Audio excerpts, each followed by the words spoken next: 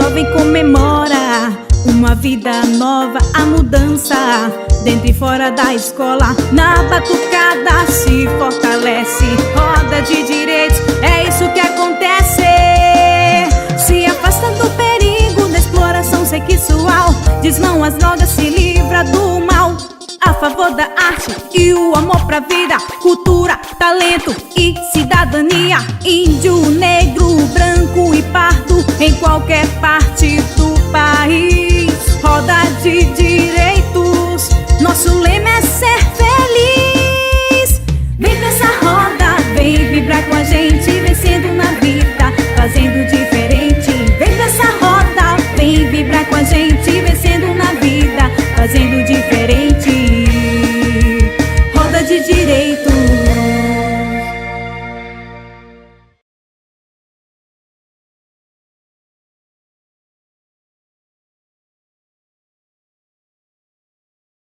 Eu acho que a primeira experiência de cobaia de grande parque hidrelétrico na Amazônia, depois daquela primeira leva de Tucuruí, Balbina, Samuel, aí veio essa segunda geração de projetos, que é essa geração que está pegando Belo Monte, quer pegar Tapajós, Teles Pires e vai, né? E talvez seja importante a gente compreender a lógica dessa segunda onda. A lógica é internacional. A lógica é de pegar os territórios e especializar fatias desse território e colocar isso a serviço de cadeias transnacionais. Então, é um modelo que ultrapassa o Brasil, ultrapassa a região. Isso está muito bem articulado em todos os planos. E por isso que nós, da sociedade, temos que estar bem articulados também. Então, eu estou querendo começar do maior, da escala maior, até chegar em Belo Monte, para a gente ver que tem uma lógica maior, uma lógica articulada, a qual nós precisamos contrapor com uma outra lógica, uma lógica social, uma lógica democrática, na verdade, que esteja igualmente articulada em todos os planos, nacional e internacional. E esse daí foi o que eles nos prometeram: usina hidrelétrica de Santo Antônio, energia que corre em nossas veias, move Rondônia e o Brasil. O que está acontecendo simplesmente em Porto Velho é que eles trouxeram as obras, trouxeram milhares de homens e trouxeram junto com eles vários problemas sociais, ambientais, e que em nada mesmo eles estão ajudando, eles estão fazendo alguma coisa para melhoria. Então o que acontece? Nós temos homens, milhares de homens, todos os dias em nossas esquinas, na frente das casas, esperando os ônibus que andam maluco, matando nossas crianças, os nossos idosos, que são os principais, normalmente são as crianças e idosos mais atropelados, por aqueles ônibus que andam a uma velocidade altíssima, as drogas, todo tipo de coisas ruins que vocês podem imaginar, nós estamos sofrendo. Os prejuízos que ficam, eles são incalculáveis, são irreparáveis. Nós vivemos as consequências disso em Parauapebas, e todos vocês conhecem o trabalho que desenvolve no município, do trabalho da mineradora Vale, vocês conhecem, e já se estourou no município há anos mesmo, só que nós conseguimos despertar somente em 2008, porque Parauapebas venceu em realidade diferente, uma cidade muito nova, 25 anos, com quase 220 mil habitantes, um processo migratório exagerado, incontrolável, que chega a recebermos por semana 8, 9, 10 famílias. Isso quer dizer que nada mesmo dá conta de atender a demanda, nada. E a gente vivencia essa grande problemática. Por que essas pessoas vêm? Influenciadas pela promessa de emprego. E elas não vêm com preparação para serem inseridas no mercado de trabalho. E elas ficam à margem. No que se refere à instalação da mineradora, faltou conhecimento da realidade, tanto por conta da sociedade, quanto do governo, né? Da população como um todo. A gente não tinha noção do que seria isso. A gente não teve oportunidade de parar para discutir coisas que vocês estão fazendo aqui agora. Mas também, com certeza, não tinha noção da miséria que iria causar no município, e muito menos, como toda a experiência sendo colocada aqui, não fez uma análise dos aspectos ambientais e social, e que essa análise, a gente chega à conclusão hoje que ela não deve ser somente ambiental e social, porque os prejuízos são muito grandes e requer outros aspectos. As marcas ficam para sempre na vida daquelas pessoas. E aí, com certeza, o surgimento de um número assustador de violação de direitos humanos. E aí a gente cita não somente a questão da violação do direito de criança e adolescente, mas dos direitos humanos das pessoas daquela localidade. E aí, da noite para o dia, tornou-se uma cidade dentro de uma vila. Agora imagina a confusão que ocasionou, né, com a instalação de mais de 10 mil homens no projeto. As escolas não atendiam mais a demanda, os postos de saúde também não davam mais conta de atender. Foi toda essa revolução ocasionada. Somente em 2008, com a ampliação dos trabalhos da mineradora, que foi a implantação de um projeto chamado Projeto Salobo, em específico na Vila Sansão e Vila Paulo Fonteles, é que a sociedade começou a se mobilizar, tentar fazer alguma coisa, mas a moléstia já estava instalada. A gente não teve tempo, não teve maturidade, não teve conhecimento, não teve oportunidade de discutir o que seria isso, o que causaria para o município. Essa ideia da desterritorialização e reterritorialização, né? Esse é o conceito da geografia, que a gente pode usar muito bem, né? Você descaracteriza o território, como ele estava montado antes, o território não só como um espaço legal, uma espécie de jurisdição legal, um espaço geográfico, mas o território como carne coletiva, carne e corpo coletivo. Uma sociedade se mistura com aquele ambiente, faz parte daquele meio ambiente, aprende a viver com aquele meio ambiente, e aquele território passa a ser uma espécie de representação material do imaginário, da memória, do futuro. Isso é território, né? E é esse território que precisa ser desconstituído, desterritorializado. Então, os grandes projetos têm essa lógica da desterritorialização. Por quê? Porque eles precisam criar uma outra forma de interação ali dentro. Eles têm que criar um outro território, um território empresarial, em que a empresa passa a ser o centro, e as pessoas todas giram em torno dessa empresa. Em que a prefeitura, tudo passa a girar em torno daquele grande projeto que movimenta milhões, bilhões de reais. Sabendo que esse modelo, ele é nesses parâmetros que foram colocados já pelo Luiz, já por outras pessoas, que é um modelo que faz com que as condições socioambientais tenham que se adaptar, ou sim, ou quando muito, inviabilizar, levando em conta a grande obra, e os efeitos negativos são tratados como secundários. Enquanto Fernando Henrique, ao sair do governo, já lançou a grande propaganda de construir não mais Cararaô, né, Comando Cararaô, porque os índios se impediram de falar esse nome, sem apóstolo, que é o grito de guerra deles, mas com o nome de Belo Monte, uma remodelagem na faça muito bem feita, como eles estão encaminhando até agora. Então, Belo Monte, ele foi apresentado pelo governo Lula com uma maquiagem muito bonita, né, para eles. Para quem acreditou, porque nós do movimento de resistência nunca acreditamos, estamos vendo hoje, está acontecendo aquilo que falávamos para a população. Então nós, aqui do Xingu, mais que ninguém, estamos sofrendo na pele a violência,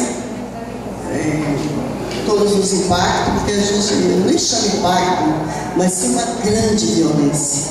Impacto está muito assim, comum, vamos dizer, esse impacto daquilo lá. É uma grande violência que nós estamos sofrendo com Belo Monte, vamos dizer, o complexo Belo Monte iniciado Belo Monte. Nós sabemos que a violência sexual marcou, né, o contexto sócio-histórico de Altamira em várias épocas diferentes. E o DRP, que foi o diagnóstico rápido participativo, que a Vilma falou um pouco, ele identificou bem claramente essas situações, essas ondas de crescimento do crime de violência sexual em Altamira.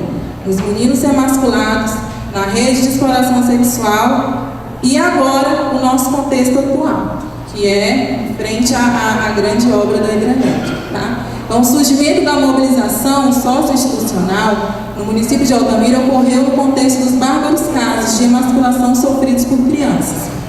O momento atual, ante a construção dessa grande obra, que aí vem as consequências, fatores, que a gente pode identificar também no DRP, foi bem demonstrado, mas na nossa realidade, no dia a dia, o que a gente já percebeu? Crescimento populacional não planejado, o fenômeno da insuficiência deficiência dos serviços públicos em geral, porque a Altamira não estava preparada para receber todo esse contingente populacional, então os serviços todos, a gente também não vai escalar, está tudo uma precariedade mesmo.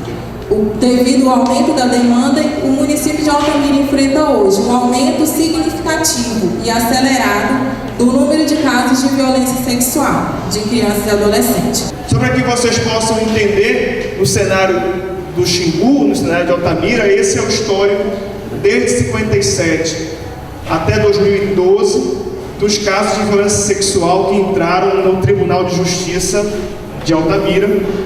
Então esse é o registro do desenvolvimento histórico desses casos e é o registro também dos efeitos do desenvolvimentismo, como vocês percebem, de 2010.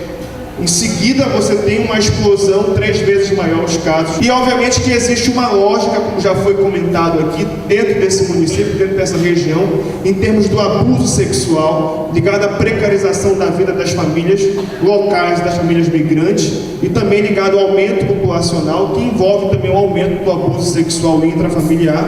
E em termos de exploração sexual, o crescimento de homens e a inflação do mercado do mercado ilegal do sexo, né, e a conexão entre, como já foi comentado pela irmã Henriqueta, entre as grandes obras, como já foi comentado pelo IATA, entre as grandes obras. E também a questão da articulação com o tráfico de drogas. Então a gente viu o quê? Que a pobreza, a vulnerabilidade social que esse aumento populacional trouxe, deixou as crianças e os adolescentes mais suscetíveis, mais vulneráveis. São pessoas hoje em Altamira mais vulneráveis a essa violência sexual. E um dos nossos principais problemas sociais, adolescência prostituída, uma história da construção das hidrelétricas. É triste. A gente chega lá, qualquer pirosquinha, agora não, diminuiu, mas qualquer pirosca que você chegava em Giral, que é a 100 km da cidade, era um prostíbulo. Era do lado de igreja, era do lado da delegacia, era do lado de qualquer lugar. Eles não tinham local, não tinham medo, não tinham nada. Em qualquer lugar você tinha um prostíbulo. A Dalila falou na placa que tinha lá, calcinhas, o quê? Transcalcinhas. Imaginem, a transcalcinhas.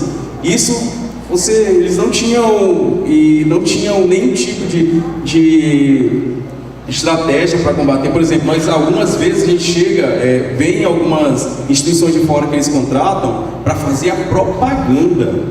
E nós estamos trabalhando contra a exploração, nós estamos lá, né? Eles levam lá, que nós nem conhecemos muitas vezes as organizações. Tem o Instituto Camargo Corrêa, que trabalhava também, que financiou alguns projetos, tudo, mas nada em rede, nada que a gente pudesse, olha, podemos encaminhar, vocês têm denúncia, vocês têm diagnóstico, vocês têm isso. Nós não tínhamos. O Conselho de Direito da Criança e Adolescente, por exemplo, não tinha. Secretaria Municipal de Assistência Social, não tinha. E sabe quem é que sofre muito com isso? Os CRAS, toda a rede, Conselho Tutelar. Esses são os que mais você vê, você vai lá e você não consegue dar conta do trabalho. Em Giral e Santo Antônio levaram para a capital de Rondônia a exploração e o abuso sexual de crianças e adolescentes. O número de casos mais que dobrou entre 2009 e 2010, passando de 306 para 636. Isso foi de 2009 a 2010. O turismo sexual, a pornografia, a exploração, prostituição, lembrando que criança e adolescente não se prostitui e é explorada sexualmente, e o tráfico, que é uma das modalidades da exploração sexual, que nós não podemos ignorar. Então, quando você pensa que você lê um boletim de ocorrência em que ali consta que 3 meninas foram aliciadas em Assis Brasil, tá? Para serem exploradas sexualmente em Manaus, tá? E que chegando em Manaus, elas ficaram presas no prostíbulo, não podiam sair, tinham que pagar uma conta para os aliciadores, e você olha no histórico do boletim de ocorrência que aquilo é estupro e cárcere privado, e você não enxerga tráfico interno para fins de exploração sexual. É por isso que não tem dados, porque ou se compreende conceitos agente público consegue identificar, consegue tipificar, ou o mercado do sexo vai chegar antes sim, seja de hidrelétrica, seja desses estádios, seja de qualquer coisa. É importante que se compreenda o papel de cada um e a importância da interlocução. O que constatamos? Riscos de vulnerabilidades decorrentes dos impactos negativos de um modelo de desenvolvimento econômico não sustentável, que apesar das resistências, tem aniquilado o patrimônio histórico, cultural, ambiental e humano, causando danos físicos, psicológicos e sexuais, e muitas vezes são irreversíveis, como o extermínio e a morte cultural de populações indígenas. Estruturas precárias de atendimento, falta de profissionais concursados e qualificados, presença de gestores técnicos sem a devida qualificação para o exercício da função são alguns achados. Nós temos situação que o exame sexológico de casos de estupro de vulnerável era feito no hospital de uma grande instituição de fronteira, que jamais vai se considerar aquela autoria. Isso nós não podemos concordar, de maneira nenhuma. Isso precisa ser mudado, e o governo tem esse relatório. Mas o que acontece? Não existe um planejamento, não existe nada que comece antes das obras, uma preparação antes das obras. Eles chegam, montam o canteiro, fazem tudo sem preparação alguma. Ainda tem coisas que estão sendo terminadas hoje na nossa cidade. Você imagina, já tem metade praticamente da obra concluída, né, professor, de Santo Antônio, e tem coisas que hoje estão terminando. O trânsito é caótico, nós não temos um serviço de transporte decente, a saúde aos troncos e barrancos. Então assim, o resto você já pode imaginar. Não tinha escola para todo mundo. Nós não tínhamos escola para todo mundo, vocês imaginam como é que era. Mas isso lá no canteiro de obras, óbvio, existia a escola Pitágoras, do grupo Objetivo, se não me engano, alguma coisa assim, para os engenheiros, essas coisas, óbvio, eram separados do resto do povo, ou seja, os pobres estavam lá, mas existia essa vila, né, que foi em Nova Mutum, se não me engano, que foi criada para isso. É uma cidade bonitinha, parece americana, aquelas casas todas magníficas, mas é uma coisa surreal, não existe ali. Houve uma mobilização aos órgãos do governo, secretarias afins, uma mobilização muito grande na sociedade civil organizada em suas representações. Foram acionados sindicato, órgão de controle, os conselhos. Nós temos 15 conselhos funcionando no município, atuantes, e que esses conselhos eles se reúnem em seminários anualmente. Como que iniciou isso? O Conselho de Direito, por atuar de forma transversal, né, em todas as políticas públicas, saúde, esporte, lazer, cultura, ele teve a iniciativa de chamar os conselhos para um bate-papo. Por que nós tivemos essa iniciativa? Porque a gente chegava com o secretário de saúde para fazer uma determinada reivindicação, a gente não tinha retorno. Então a gente ia com o conselho, pedia um espaço na próxima reunião, ou então uma extraordinária para nos receber, e a gente conseguiu os dois conselhos. Aí começamos a perceber, gente, tem um caminho para resolver os problemas, vai ser através dos conselhos. Aí nós realizamos o primeiro seminário de conselho, foi por iniciativa do Conselho de Direito, e a partir daí, ao término do primeiro seminário, nós criamos uma comissão de outros conselhos para realizar outros seminários. E nós já vamos agora para o 6º seminário. A coisa está tomando força, a coisa está sendo mais organizada, está todo mundo se unindo. É necessário, então, sabendo desse cenário, pensar em propostas. O que nós podemos propor em termos de modificações para essas questões, para que a gente possa enfrentar ou combater isso de uma maneira mais eficaz. Então, uma primeira questão, diria eu, estrutural, é que esse modelo não contempla. Uma segunda questão é o que fazer dentro desse modelo, como agir dentro desse modelo, como criar estratégias de garantia de direitos, mesmo com esses modelos implantados, como aqui em Altamira, como em Paraupebas, como no Marajó, como em Porto Velho, enfim. Isso também faz parte de uma estratégia de luta para também garantir direitos tendo em vista os modelos implantados, as políticas implantadas de grandes obras no Brasil. E uma questão central é o fortalecimento dos grupos infanto-juvenis para a participação em todas as etapas desse processo de implantação de grandes obras. E aí entra uma outra questão muito importante, que é a incidência do principal argumento jurídico para a criança e adolescente, que é o princípio da prioridade absoluta, nos estudos de impacto ambiental e nos relatórios de impacto sobre o meio ambiente, chamados de EIA-RIMA. Essa incidência tem que ser feita, pode ser feita de várias formas. Eu coloquei aqui 3 especificamente. Estudos específicos e continuados da realidade e projeção da situação da infância e adolescência. Não adianta somente recortar a situação da infância, como é feito nos estudos, né? Não há estudos específicos. A infância e a adolescência aparece misturada entre diversos outros componentes, né? E muitas vezes invisibilizada e erroneamente investigada, como no caso do EIA-RIMA, né? Só explicando que esses estudos também têm que ser continuados. Não adianta somente formular um estudo de impacto ambiental, como foi aqui em Belo Monte. Realizado o estudo em 2008, realizado o relatório em 2009, e toda a projeção que foi feita naqueles períodos. Só que a influência de Belo Monte ainda continua, e esses projetos são marcados pela imprevisibilidade dos impactos.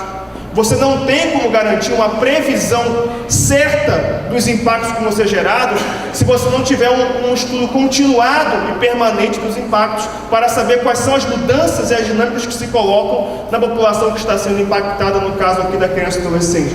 Portanto, esse EIA-RIMA não pode ser somente um momento, ele tem que ser algo continuado. Definição de investimento de sustentabilidade das condições sociais das crianças pré e pós grandes obras, né? E é aquilo que se comentou aqui: estruturar os territórios, estruturar os espaços, estruturar as condições antes da instalação dessas grandes obras e pensar nessas políticas para depois da instalação das grandes obras, para não ficar somente nessa enxurrada de dinheiros que existe hoje, sem que se pensando somente no imediato, sem que se pense na continuidade dessas políticas para depois do término dessas grandes obras e para as consequências que vêm depois do término dessas enxurradas de recursos. Uma última questão aqui é: os estudos precisam estar na linguagem adequada para crianças e adolescentes.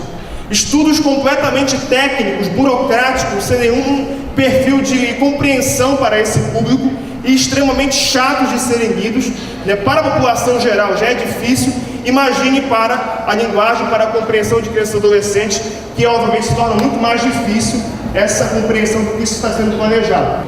Uma outra questão importante é a incidência dos planos e diagnósticos dos conselhos municipais na definição do conteúdo das políticas compensatórias.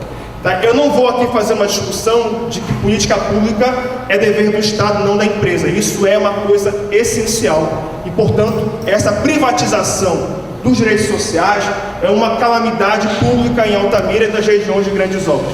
Eu quero aqui definir o quanto essas políticas compensatórias não dialogam com a rede de controle social dos municípios e, portanto, não recebem ou não incorporam as definições que foram prestadas por esses especialistas do controle social sobre quais são as prioridades de investimento para a região. E é necessário que haja uma quebra do monopólio fiscalizador do IBAMA. O IBAMA não pode ser o único órgão de fiscalização destas grandes obras. O que acontece hoje em dia é que a empresa gera um relatório, o IBAMA recebe esse relatório, analisa e elabora o seu relatório. É isso que nós temos de resultado da fiscalização que é feita pelo governo, pelo Estado brasileiro. É necessário que haja uma incidência, um alargamento desse monitoramento para todos os conselhos setoriais que existem dentro do território que está sendo impactado. Que a empresa que está desenvolvendo a obra repasse os relatórios para que os conselhos possam fazer vistoria dos espaços, para que haja de fato um controle social, para que haja de fato uma fiscalização desses locais. Os desafios a serem superados, gente, são muitos, e as possibilidades dependem do compromisso e da responsabilidade de todos pela garantia de todos os direitos humanos para todas as pessoas. É necessário fazer um pacto pela vida. Fundamental compreender que só é possível reverter esse processo perverso que viola os direitos fundamentais de crianças e adolescentes, se atuarmos de forma coletiva, o que eu falei, da interlocução, da intersetorialidade, aquilo que eu falei, tá? Democrática e participativa. Tanto foi dito aqui sobre o protagonismo juvenil, tão importante, inclusive com a participação de crianças, adolescentes, suas famílias e comunidades. Importante ampliar ações de prevenção para não atuarmos somente na reparação do direito, na reparação do dano, que gera altos custos materiais, morais e emocionais. Alguns, inclusive, gente, sem a possibilidade de serem reparados na sua totalidade.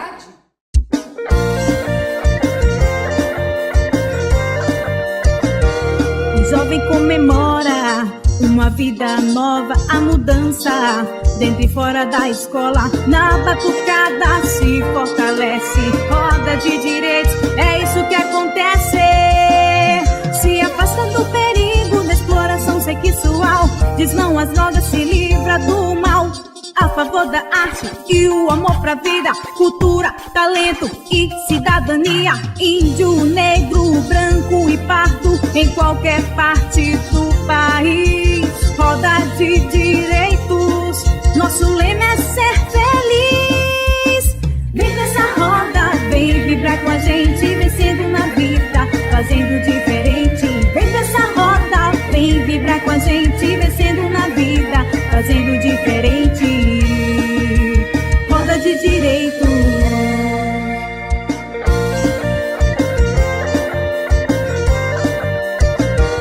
O jovem comemora uma vida nova, a mudança dentro e fora da escola. Na batucada se fortalece, roda de direitos, é isso que acontece. Se afasta do perigo da exploração sexual, diz não às drogas, se livra do mal. A favor da arte e o amor pra vida, cultura, talento e cidadania. Índio, negro, branco e pardo, em qualquer parte do país. Roda de